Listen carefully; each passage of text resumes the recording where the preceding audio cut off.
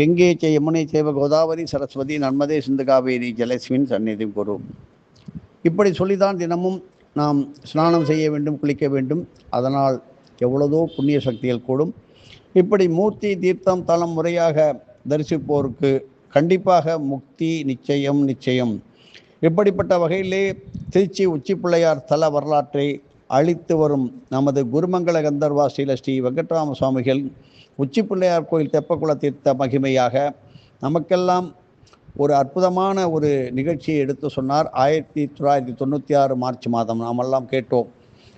இங்கே பாருங்கள், எம்பெருமான் ஆகிய சிவபெருமான் ஈஸ்வர பூஜையை முறையாக செய்து வழிபட வேண்டும் என்று தேவர்களிடமும் முனிவர்களிடம் எடுத்து கூறிட ஸ்ரீ பிரம்மா, ஸ்ரீ விஷ்ணு போன்ற தெய்வமூர்த்திகளும், ஸ்ரீ அகஸ்தியர் முதலான ரிஷிகளும் முனிவர்களும் சிவ ஆகம பூஜைகளை விரிவாக எடுத்துரைக்குமாறு சிவபெருமானையே மீண்டும் கேட்டார்கள்.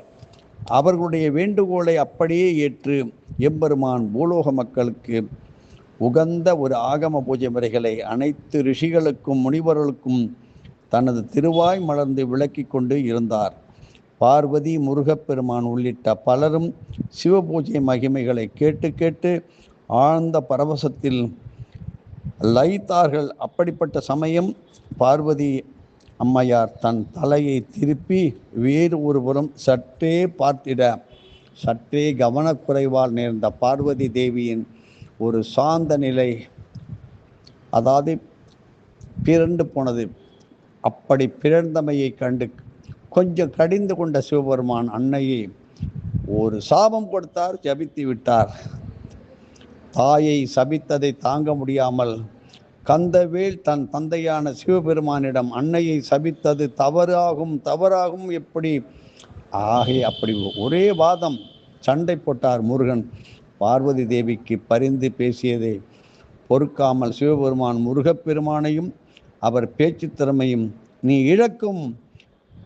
இழந்து போ என்று ஒரு சாபமிட்டார். பார்வதிக்கும் முருகப்பெருமானுக்கும் இத்தகைய சோதனைகள் என்றால் மானிடர்கள் சிவ ஆகம பூஜைகளில் எவ்வளவு கவனமாக இருக்க வேண்டும் என்று இப்பொழுது தெரிந்து கொள்ள வேண்டும்.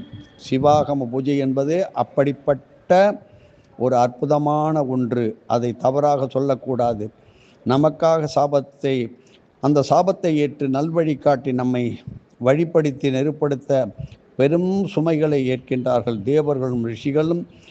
பிரம்மா, திருமால் அனைவரும் பார்வதி தேவியும் முருகப்பெருமானும் பெற்ற சாபத்தால் மனம் வருந்தி வருந்தி வருந்தி அவர்கள் தவறுகளை பொறுத்தருள அந்த இறைவனிடமே வேண்டினர்.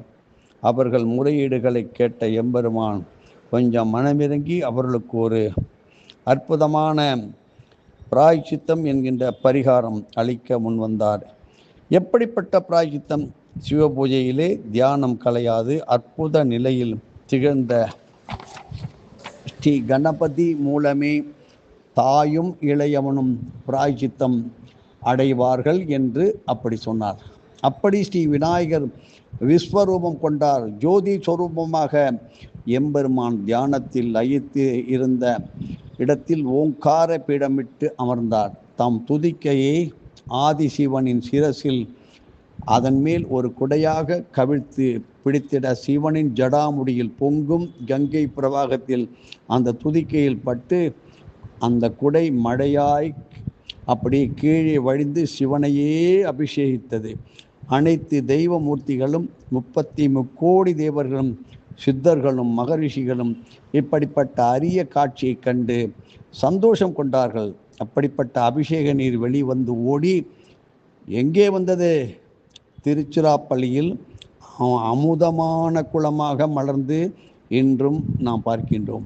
சிவபெருமானும் என் முத்தான கணபதியின் அபிஷேகத்தால் மனம் குளிர்ந்தேன் என் ஜடாமுடி கங்கையும் அரக்கனின் காவேரியும் ஊறி இணைந்து அது முத்தாழ குளமாக, அந்த குளத்துக்கு பேரு முத்தாழ குளமாக திருச்சிராப்பள்ளியில் அமைந்திடும்.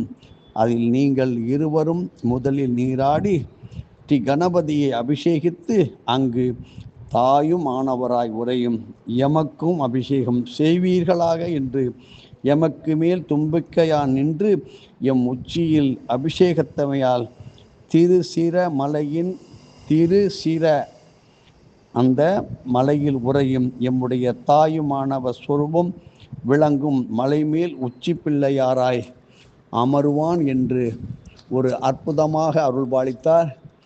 ஈசனின் கட்டளையை ஏற்று அன்னை பார்வதி தேவியும் கந்தவேலும் முத்தாழம்ம குளத்தை அந்த முத்தாழ குளத்தை அகழ்ந்து எடுத்தார்கள். ஆழ மூழ்கினால்தான் முத்தை பெறலாம். அப்படி அவ்வாறே சிவ ஆகம பூஜை முறைகளை நம்பிக்கையுடன் சிரத்தையுடனும் ஏற்றி சிவலோக பதவியாகி முத்தை பெறலாம் என்னும் தத்துவத்திற்கு எடுத்துக்காட்டாக முத்தாழ குளத்தை நிறுவினார் உமையம்மையும் கந்தவேலும். இது மனிதர்களால் உருவாக்கப்பட்ட குளம் இல்லை. தாயும் தமையனும் அற்புத பணியாற்றி கொண்டிருக்க அதை பார்த்து சும்மா இருப்பாரா? உச்சிப்பிள்ளை பெருமான் முத்தாழ குளத்தில் சீரான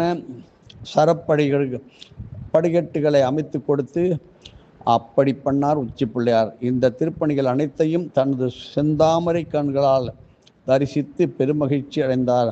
அரங்கநாத பெருமான் தான் அரவணையில் துயில் கொள்ள வழி செய்த உச்சி பிள்ளையாருக்கு உதவும் வகையிலே புனித காவிரியின் அந்த நீரை தன் சங்கால் முத்தாழ குளத்திற்கு வழி கூட்டி கொடுத்தார். ஆக உச்சி பிள்ளையாரின் மகிமைதான் என்ன, குளத்தின் மகிமைதான் என்ன, தீர்த்தத்தின் மகிமைதான் என்ன? அரங்கநாதன் சங்கால் கூட்டுவித்ததால் இக்குளம் அரங்கன் சங்கு தீர்த்தம் என்றும், முருகன் பேச்சளந்தான் தீர்த்தம் என்றும், தொப்பையப்பன் படி தீர்த்தம் என்றும், ஆகம்மை ஆகம தீர்த்தம் என்றும் பல பெயர்களுடன் சித்தர்கள் இதை சொல்லி அழைக்கின்றார்கள். இப்படி ஓரவஞ்சனை, பொறாமை, குரோதம், முன்விரோதம் காரணமாக ஒருவருடைய பதவியை பறித்தல் அல்லது சதி சூழ்ச்சி செய்து பதவியிலிருந்து ஒருவரை நீக்குவது மேற்கண்ட துன்பங்களுக்கு ஓரளவுக்கு பிராயச்சித்தமாக திரு அண்ணாமலை கிரிவலம் மூலம் குறிப்பாக உடலாசன பிரதட்சணமும் விதிக்கப்பட்டுள்ளது. குறைந்தது 90 அடி தூரமேனும் இம்முறையில் பிரதட்சணம் செய்ய வேண்டும். இப்படி ஒரு அற்புதமான ஒரு நிகழ்ச்சி தான் இப்படி திருச்சி தெப்பக்குளம் அமைந்தது. அதை பற்றி உச்சி பிள்ளையாரை பற்றி நாம் தெரிந்து கொள்வோம். தொடர்ச்சியாக இப்படி அடிதாண்டும் பிரதர்ஷனம், சுவாசம் வேகமாக ஓடும் ஒரு சாதாரண முறையிலே காலார மெதுவாக கிரிவலம் அந்த அப்படி ஒருவர் ஏற்றுவிடும் சுவாசங்களை விட இந்த அடிதாண்டும் பிரதர்ஷனத்திலே 12 மடங்கு அதிகமான சுவாசங்களை ஏற்றுவிடலாம். இதை பற்றியும் பிறகு பார்ப்போம். எதுவும் என்னுடையதல்ல, அனைத்து உன்னுடைய அருளாளர். வாருங்கள், திருச்சி தெப்பக்குளத்தை சுற்றி வருவோம். ஒவ்வொரு ஆலய தீர்த்த வளம் கண்டிப்பாக முக்கியம், செய்து தான் தீர வேண்டும். இந்த வருடம் தீர்த்த வளம், குலவளம், ஆலய வளத்தை போல மிக மிக முக்கியம். பராபவ வருடம். இதை எல்லோருக்கும் சொல்லுங்கள். இளநீர் அபிஷேகம் அம்பிகைக்கு முக்கியம் முக்கியம் முக்கியம். நோய்கள் வராமல் பாதுகாத்து கொள்ளலாம். இப்படியே தயாராகுங்கள். என்று செவ்வாய்க்கிழமை மனம் இருந்தால் மார்க்கம் உண்டு. ஓம் சர்வமங்கள மாங்கல்யே சிவே சர்வார்த்த சாதகே சரண்யே திரியம்பகே கௌரி நாராயணி நமோஸ்துதே.